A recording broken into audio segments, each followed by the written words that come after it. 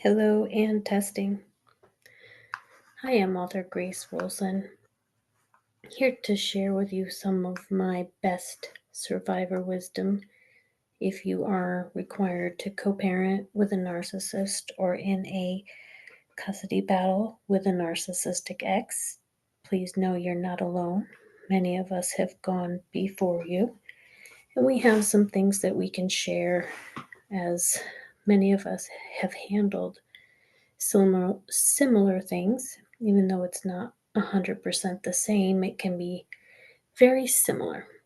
Just a full disclaimer that this is not direct advice. It can't take the place of a lawyer or a therapist or professionals that you need on your case. This is my survivor wisdom, so take what's helpful and leave the rest. You're welcome to pause this to read my full disclaimer that this is just based on my thoughts and opinions. What I say is if you are ready and willing to learn and do the work, I am here to teach, coach, and mentor. Learn all you can. I'm here to educate and empower mothers and women because I believe knowledge is power. My background is loving and leaving an alcoholic to then fight in family court on the front lines in a high conflict, costly custody battle for 12 years. And I learned a lot in those 12 years and endured them, found out I was stronger than I thought, practiced resilience, patience, persistence, and tolerance. I have 5 books for mothers going through that. My newest is Tame the Narcissist. It's about learning skills, getting tools, and using strategy. It's 10 keys for better co-parenting to create peace and protection using strategy and skillful means. You can pick that up on Amazon. I post to the moms of my Facebook groups regularly.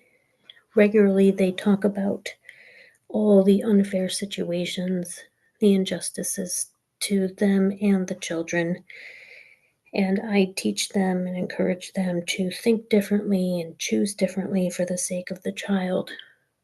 And I encourage them to let go of some of the unfairness and not focus on trying to get fairness with a narcissist. So just think about where your focus is and what you can do, because your focus is something you can choose.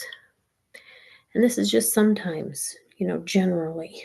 You might be in a situation where focusing on unfairness is the jet fuel you need to do something to get a lawyer. So, you know, run this through yourself and deeply reflect on everything that I say. Don't just react or act out of a fear and in a rush. We want to do things in a strategic, systematic, organized way that is well thought out and well supported by our advisors and support system. So if we have a vulnerable child subjected to a narcissistic parent, it may not be wise to push for fairness for us loving, protective moms, or else our child or children could suffer more unfairness. And I have seen that in my situation and in the moms that I coach. So do a little self check in here. Are you trying to get fairness with an unfair, personality disordered narcissist? If that answer is yes, I invite you to listen to these 10 keys to overcoming the unfairness, plus my bonus key. I ask you, if you are in a custody battle with a narcissistic ex, are you seeking justice from a legal system, not a justice system, when dealing with a narcissist? And then think, are you seeking this justice while the children suffer the consequences of seeking justice against a highly triggered narcissist? So do check your motives and intentions be sure to put children first. Know this. Typically, it's not a one-time fight with a narcissist. Think long-term. Maybe try my skillful means methods and strategies instead. It's not as simple as win or lose with a narcissist. Many narcissistic fathers retaliate against mothers who quote-unquote win. Survivor wisdom says, be smart. When you have 18 years to get through, you can learn, heal, and outgrow the narcissist. I'm a self-published mom SUR-THRIVER and author, coach, and strategy partner. Here are my 10 ways to handle unfairness with a narcissist if you are required to co-parent with one or in a custody dispute with a narcissist. Number 1, give yourself fairness. I caution you, don't require it from the narcissist himself, because you may never get it, or the judge, or the family court. Be extra good to yourself. Ask yourself this question: how can you be really good to yourself? How can you give yourself a little compensation for some unfairness that you have suffered at the hands of the judge, lawyers, courts, or the narcissist himself? Pause this, maybe journal. Number 2, accept reality. This is a way of not suffering over our suffering. It's non-resistance. Acceptance can lead to peace. Maybe accepting that it's not fair can stop you from pushing against this and using all your emotional energy on something unfair. Life isn't fair. Nobody said it would be. So it's important to give yourself a little reality check. Number 3, get an understanding of narcissists, or maybe even empaths or codependents. Once you understand the empath, narcissist, codependent, alcoholic, or codependent issues, you might see how you got where you are and what character defects you might have. We know the narcissist is a personality disordered person. If you realize you're dealing with a disordered person, your expectations can lower, change, or be eliminated, because a narcissist isn't capable of what normal people or neurotypical people are capable of as a parent. So if you're dealing with a selfish person, you will probably see selfishness. You may not see the type of father you wished your child could have, and then there'd be some grieving and acceptance to process that. Number 4, know that this unfairness that you just had or dealt with or are dealing with, it's not the end of the story. It's not the end of your story. It's not the end of your child's story. So many things can happen as a result of it. So many things can happen that are good as the result of unfairness. Number 5, shift focus. If you're feeling victimized by the narcissist, you probably have been victimized by manipulations or all the other types of tricks and tactics and traps of a narcissist.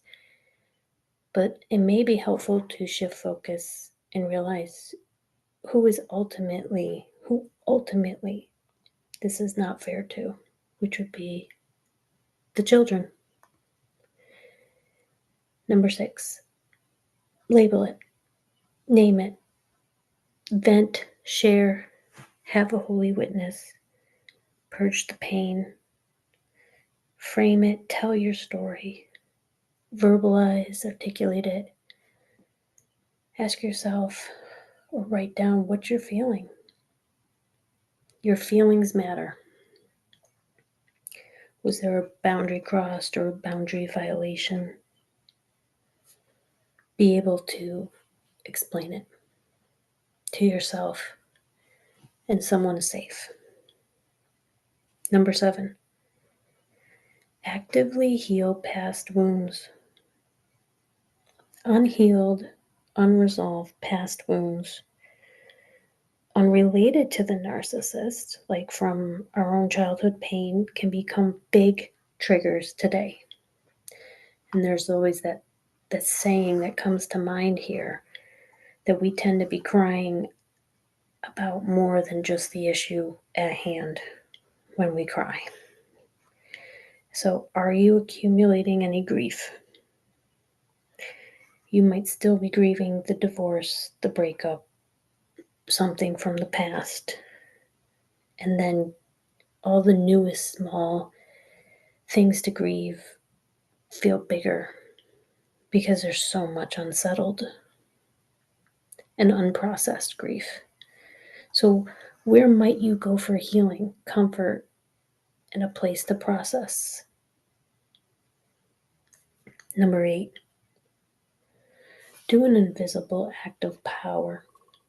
What does that mean? It could mean anonymously gifting or blessing someone in the name of the unfairness you just suffered. And this is how we turn life's straw into gold. This is true transformation and overcoming our losses. This is my favorite. In the name of some injustice I suffered, doing an invisible act of power can help restore my self-esteem, my worthiness. Number 9, try on gratitude. Practice gratitude. Can you get a higher perspective?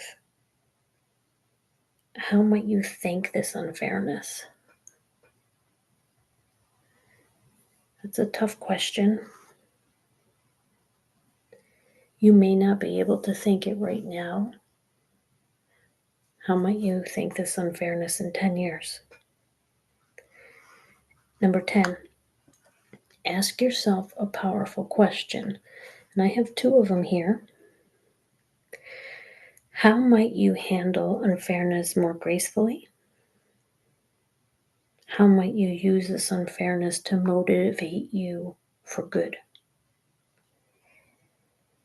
These are the 10 ways that I have handled unfairness with a narcissist.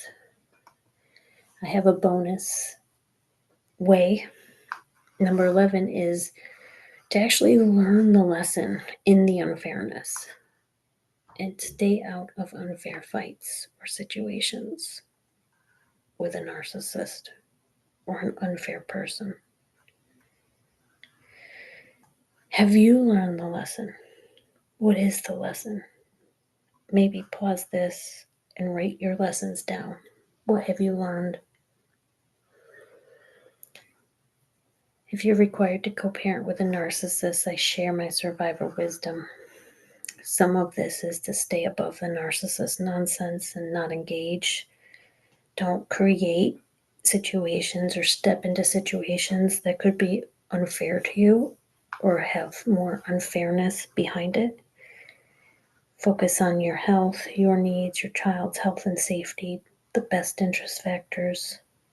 Stay away, stay out of the narcissist nonsense. I have some more posts on my groups.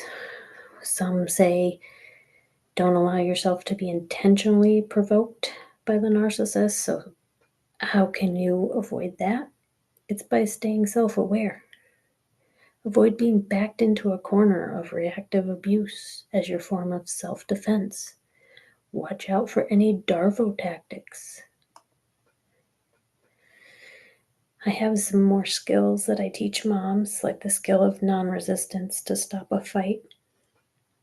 And fighting can lead to more unfairness for the vulnerable person.